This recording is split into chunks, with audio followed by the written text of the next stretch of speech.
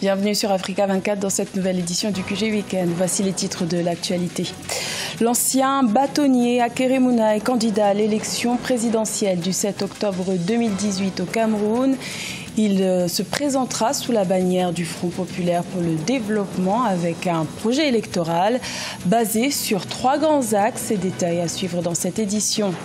Le Tchad se dote d'une nouvelle politique énergétique pour améliorer l'accès à l'électricité dans le pays. Le but étant de multiplier par 8 le taux d'accès à l'électricité sur le plan national et d'atteindre 53% sur l'ensemble du territoire d'ici 2030. Et la Banque africaine de développement accorde un appui budgétaire de 10 millions de dollars au Libéria, une aide qui vise à soutenir la croissance économique du pays en améliorant la gestion des finances publiques. Mais tout d'abord, en République démocratique du Congo, la commission électorale a publié la liste provisoire des candidatures recevables pour l'élection présidentielle du 23 décembre.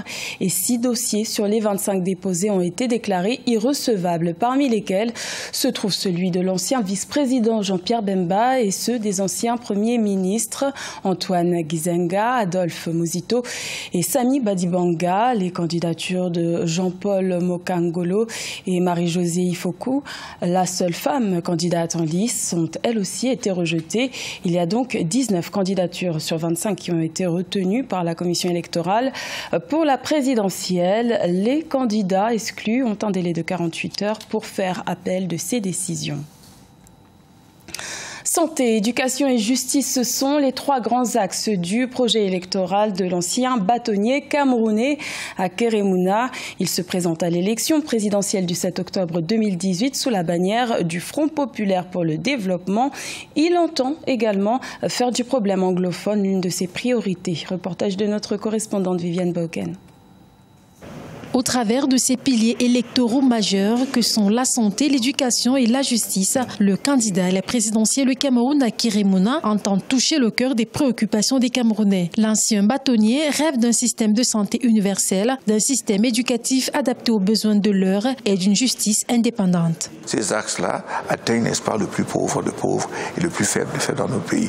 Donc dans la santé, vraiment, comment est-ce qu'on va promouvoir la santé pour tous, c'est quelque chose qui va être fait. L'éducation, comment partir vers la mutation de notre système éducatif pour que ça puisse répondre directement aux besoins de l'heure. Et bien sûr, sur la justice, tout le monde se plaint. Tous les baromètres montrent que le plus grand problème que nous avons, tous les investisseurs disent que le Cameroun, n'est-ce pas, le plus grand frein à l'investissement, c'est la justice. Outre ces axes, le candidat Akeremouna, une fois porté à la tête du pays, entend prioritairement se pencher sur le problème anglophone en participant à la reconstruction des localités habitées par des populations victimes des insurrections. L'urgence, à mon avis, c'est quoi? C'est de réintégrer ces populations, sans oublier l'extrême nord, le problème qui est posé, n'est-ce pas, par Boko Haram, et l'Est, l'insécurité à cause de l'Afrique centrale. Donc ces problèmes-là, il faut pouvoir les tacler rapidement pour réinsérer nos citoyens, pour les faire regagner leur village, pour les aider à reconstruire. Toutes ces mesures et bien d'autres sont contenues dans le programme politique du candidat à l'élection présidentielle. Akeremouna n'attend plus que le soir du 7 octobre 2018 pour la mise en application de sa vision. Également dans l'actualité au Nigeria, les banques commerciales semblent apporter un soutien timide à la diversification de l'économie prônée par le gouvernement d'Abuja. Ce plan vise pourtant à réduire la dépendance du pays vis-à-vis des produits importés, des exportations de pétrole. Le volume de crédit accordé par les intermédiaires financiers du secteur de l'industrie a été de 2000 milliards de naira, soit plus de 5,5 milliards de dollars pour les 12 mois s'achevant le 30 juin 2018. Une somme en recul en comparaison avec les 2265 milliards de naira accordés un an auparavant. Au Tchad, une nouvelle politique énergétique a été mise en place pour améliorer l'accès à l'électricité sur l'ensemble du territoire national. Actuellement estimé à 6,4%, les autorités comptent faire passer le taux d'accès à l'électricité à 53% d'ici 2030. Plus de détails dans ce reportage de notre correspondant Mamat Ramadan, commenté par Nelly Claude Bessa. Au Tchad, le secteur de l'énergie est désormais ouvert aux investisseurs privés. La nouvelle politique de développement énergétique libéralise le secteur et donne la possibilité d'octroi des licences d'exploitation, de transport et de distribution d'électricité aux investisseurs privés. Je me réjouis de la création d'un environnement favorable et incitatif, autorisant la participation effective du secteur privé à l'amélioration du taux d'accès à l'électrification au niveau national. Je suis également sensible à la place de choix accordés au développement de l'électrification rurale, à la promotion des énergies renouvelables. Cette politique énergétique vise à atteindre à l'horizon 2030 un taux d'accès à l'électricité de 53% sur l'ensemble du territoire et de 20% dans les zones rurales. Les consommateurs saluent cette initiative qui favorise l'extension des réseaux électriques au Tchad et brise le monopole de l'État dans ce secteur. Il faut se dire qu'aujourd'hui, le taux d'accès est extrêmement faible. 4% pour un pays comme le Tchad, il faut beaucoup d'efforts. Et nous pensons que le gouvernement seul ne peut pas le faire. Il faut absolument l'entrée sur le marché de nouveaux opérateurs. Mais il appartient à l'État de faciliter l'implantation de ces acteurs pour que le volet social soit pris en compte, mais aussi pour que ces opérateurs puissent produire en quantité. Pour rappel, le secteur de l'électricité au Tchad demeure contrôlé par une société d'État. Le taux d'accès à l'électricité sur le plan national est de 6,4%. En Côte d'Ivoire, plusieurs structures aident les jeunes entreprises en leur offrant des formations, des conseils et des financements. C'est ce qu'on appelle des incubateurs. Alassane Koulibaly fait partie des jeunes qui ont pu bénéficier de ces aides, ce qui lui a permis de mettre en place une application gratuite qui permet d'offrir divers services aux utilisateurs. Reportage de notre correspondant Oliva Djakotan. À 21 ans, Alassane Koulibaly et son équipe viennent de développer en 4 mois une application dénommée Moïse. Cette application permet de mettre en relation des personnes pour la co-création et la coproduction.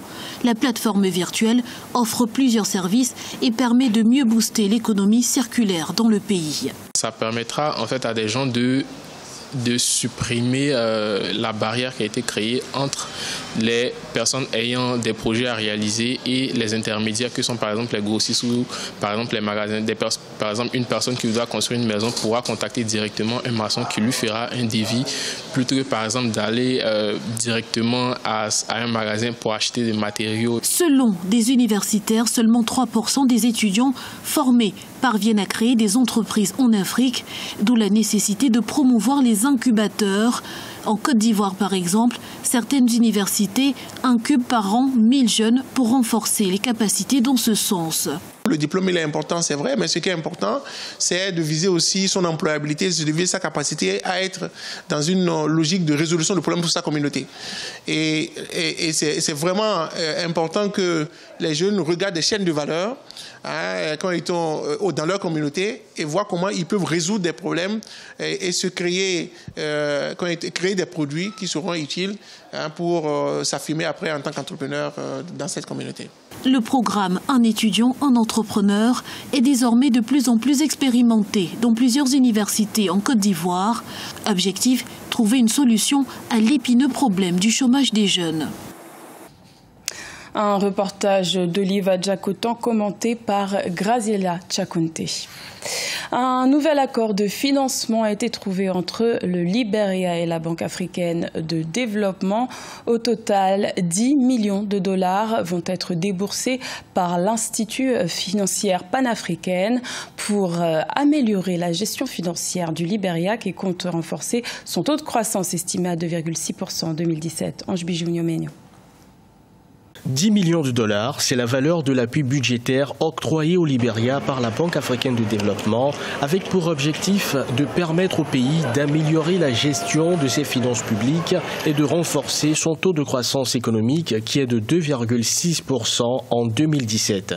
La banque va proposer un certain nombre de consultants et assister le gouvernement libérien dans l'amélioration de la gestion des fonds des finances publiques. Donc, l'argent ne sera pas mis directement dans les caisses du trésor libérien, mais sera décaissé au fur et à mesure qu'un certain nombre de critères sont réunis et surtout pour payer les consultants. Selon la Banque africaine de développement, les perspectives budgétaires sont menacées par la faiblesse de la croissance économique du Libéria. Après une croissance de 0,7% en 2014 et 0% en 2015, l'économie s'est contractée de 1,6% en 2016. Le grand défi, c'est le chômage, notamment des jeunes. Et vous savez, le taux de croissance de presque 3%, 2,8%, c'est pas suffisant pour effectivement résorber le taux de chômage qui est assez élevé au Libéria. Et peut-être que cet accord avec la Banque africaine de développement pourrait réorienter certaines des dépenses pour pouvoir aider le président à atteindre certains de ses objectifs. C'est le troisième appui budgétaire accordé par la BAD au Libéria. Depuis 2010, ce pays a bénéficié d'un financement cumulé d'environ 100 millions de dollars auprès de l'institution panafricaine. Ce journal a été réalisé par l'ensemble de la rédaction. Merci de votre fidélité. L'information continue sur Africa 24.